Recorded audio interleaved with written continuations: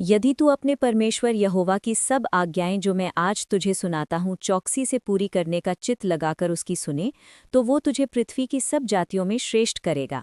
व्यवस्था विवरण 28:1। फिर अपने परमेश्वर यहोवा की सुनने के कारण ये सब आशीर्वाद तुझ पर पूरे होंगे। व्यवस्था विवरण 28:2। धन्य हो तू नगर में, धन्य हो तू खेत में। व्यवस्था विवरण 28:3। धन्य हो तेरी संतान और तेरी भूमि की उपज और गाय और भेड़ बकरियों आदि पशुओं के बच्चे। व्यवस्था विवरण 28:4। धन्य हो तेरी टोकरी और तेरी कठौती। व्यवस्था विवरण 28:5। धन्य हो तू भीतर आते समय और धन्य हो तू बाहर जाते समय। व्यवस्था विवरण 28:6। यहोवा ऐसा करेगा कि तेरे शत्रु जो तुझ पर चढ़ाई करेंगे वे तुझसे हार जाएंगे। वे एक मार्ग से तुझ पर चढ़ाई करेंगे, परंतु तेरे सामने से 7 मार्ग से होकर भाग जाएंगे। व्यवस्था विवरण 28:7। तेरे खत्तों पर और जितने कामों में तू हाथ लगाएगा उन सबों पर यहोवा आशीष देगा। इसलिए जो देश तेरा परमेश्वर यहोवा तुझे देता है उसमें वो तुझे आशीष देगा। व्यवस्था विवरण 28:8। यदि तू अपने परमेश्वर यहोवा की आज्ञाओं को मानते हुए उसके मार्गों पर चले तो वो अपनी शपथ के अनुसार तुझे अपनी पवित्र प्रजा करके स्थिर रखेगा। व्यवस्था विवरण 28:9। और पृथ्वी के देश देश के सब लोग ये देखकर कि तू यहोवा का कहलाता है तुझसे डर जाएंगे। व्यवस्था विवरण 28:10।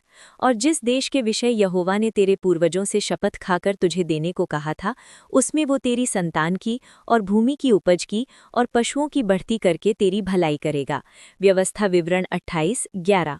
यहोवा तेरे लिए अपने आकाश रूपी उत्तम भंडार को खोलकर तेरी भूमि पर समय पर मेह बरसाया करेगा और तेरे सारे कामों पर आशीष देगा, और तू बहुतेरी जातियों को उधार देगा, परंतु किसी से तुझे उधार लेना न पड़ेगा। व्यवस्था विवरण 28:12। और यहोवा तुझको पूँछ नहीं किंतु सिर ही ठहराएगा, और तू नीचे नहीं परंतु ऊपर ही रहेगा, यदि परमेश्वर यहोवा की आज्ञाएं जो मैं आज तुझको सुनाता हूँ तो उनके मानने में मन लगाकर चौकसी करे। व्यवस्था विवरण 28:13। और जिन वचनों की मैं आज तुझे आज्ञा देता हूँ उनमें से किसी से दाहिने व बाएं मुड़ के पराये देवताओं के पीछे न होले और न उनकी सेवा करे। व्यवस्था विवरण 28:14। परंतु यदि तू अपने परमेश्वर यहोवा की बात न सुने और उसकी सारी आज्ञाओं और विधियों के पालने में जो मैं आज सुनाता हूँ चौकसी नहीं करेगा तो ये सब शाप तुझ पर आ पड़ेंगे। अर्थात शापित हो तू नगर में, शापित हो तू खेत में। व्यवस्था विवरण 28:16। शापित हो तेरी टोकरी और तेरी कठौती। व्यवस्था विवरण 28:17।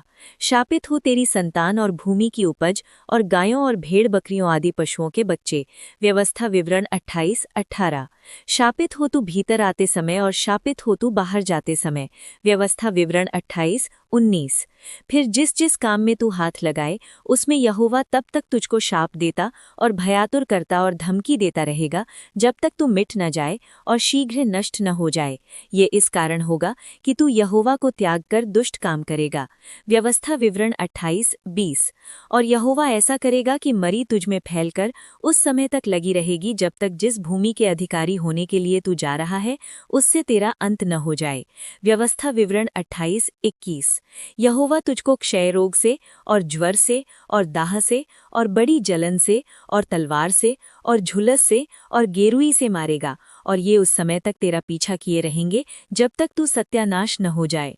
व्यवस्था विवरण 28:22।